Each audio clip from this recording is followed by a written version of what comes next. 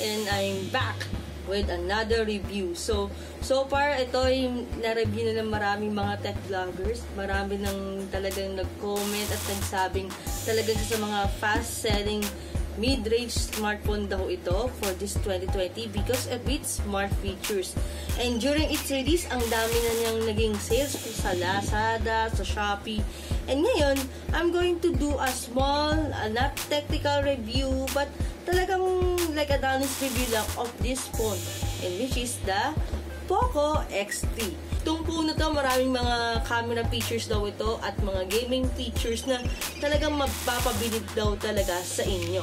So, let's see kung itong phone nga ito is exactly what you need for a phone, especially during this pandemic.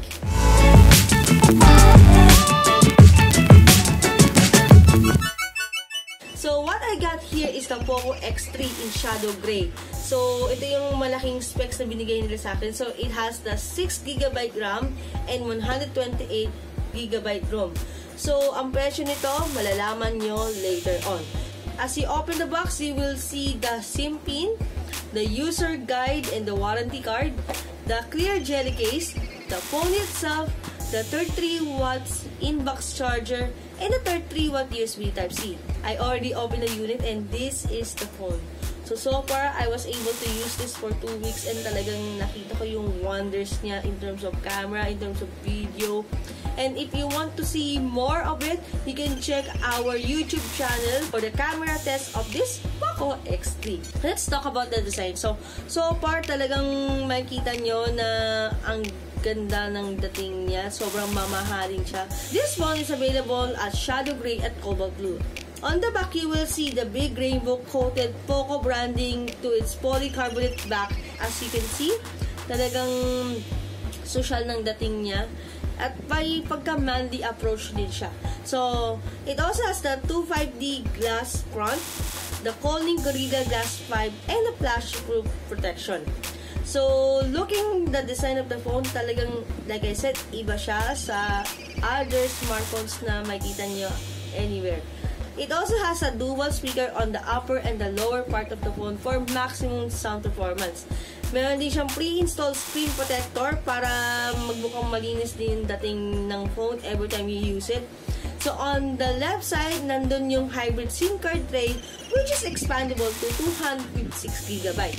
So, you have a call whether kung gagamitin niyo yung extra slot for an extra SIM card or for your micro SD. On the right side naman, you will see the bottom and the fingerprint sensor and also the volume.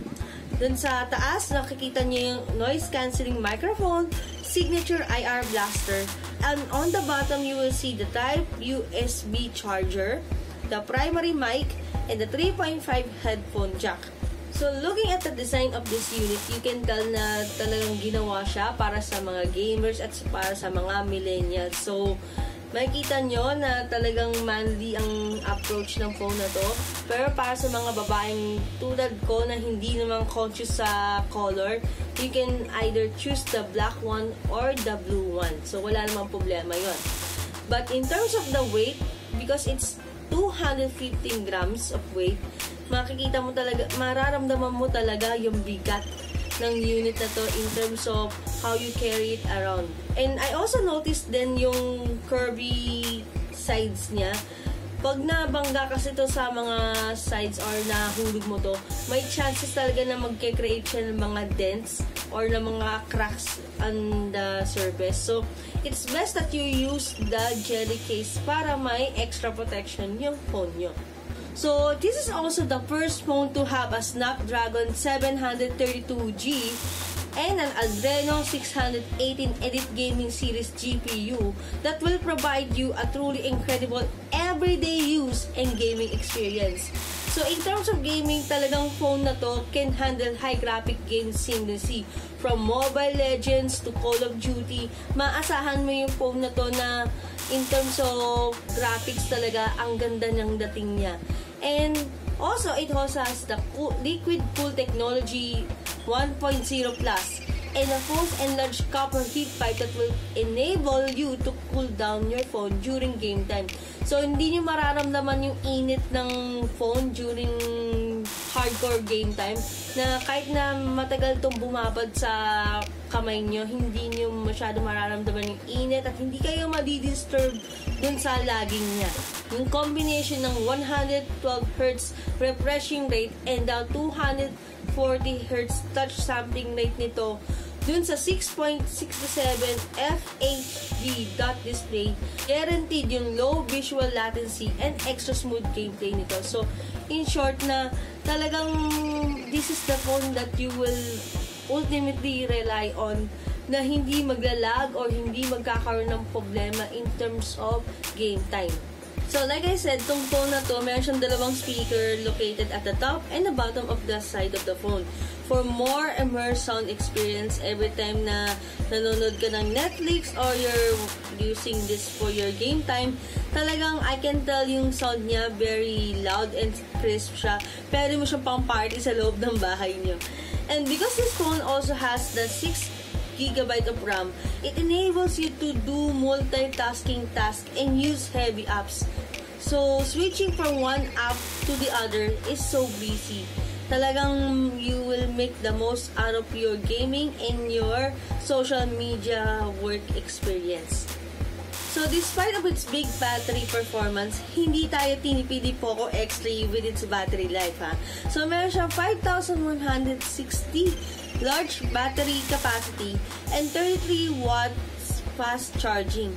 So, kaya niya mag-charge ng from 0 to 100 for only 65 minutes. Ang bilis nun, guys, ha? At the same time, kaya niyan mag-last until 2 days under moderate usage. So, kung like ka lang gumamit ng phone, like hindi ka masyadong gumagamit ng mga heavy apps, kaya niya magtagal sa'yo ng 2 araw nang walang charge.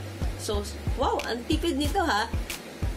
So, like I said, dahil nga fully loaded ang camera features ng phone na to, marami ka talagang magagawang mga photoshoot or mga video editing features na pwede mong pang bida sa mga kaibigan mo.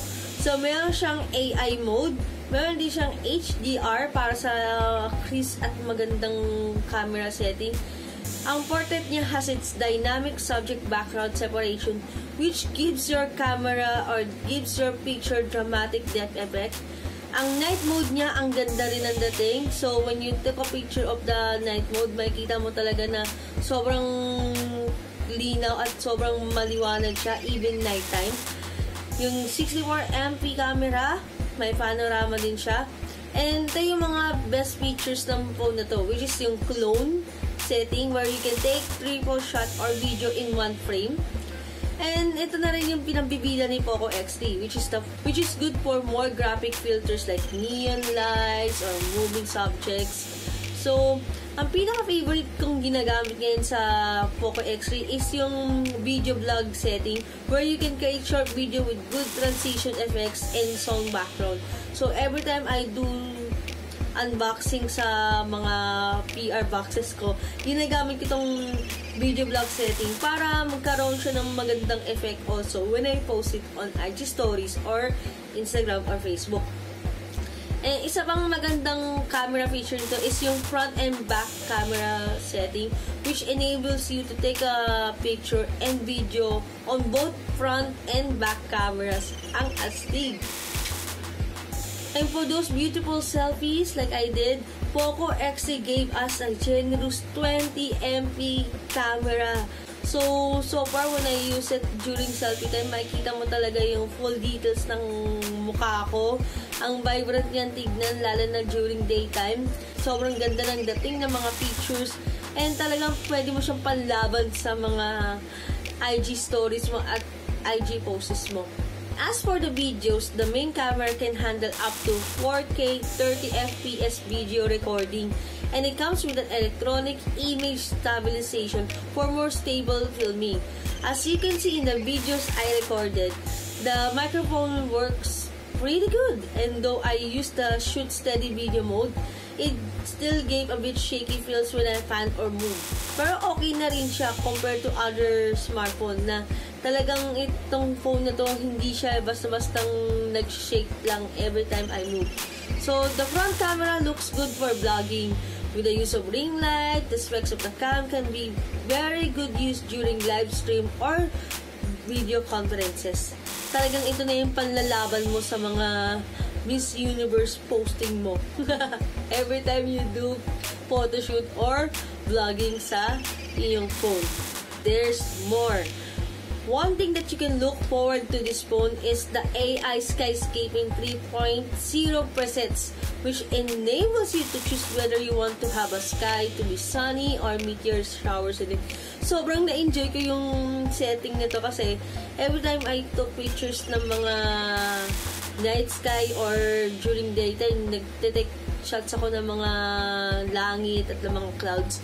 Pwede ko siyang lagyan ng snowy setup or pwede ko siyang gawin na parang may fireworks or minsan pwede ko siyang gawin na parang may galaxy siya. Ang ganda ng dating niya. And this one is one of the best filter or setup that you can find in a Poco X3.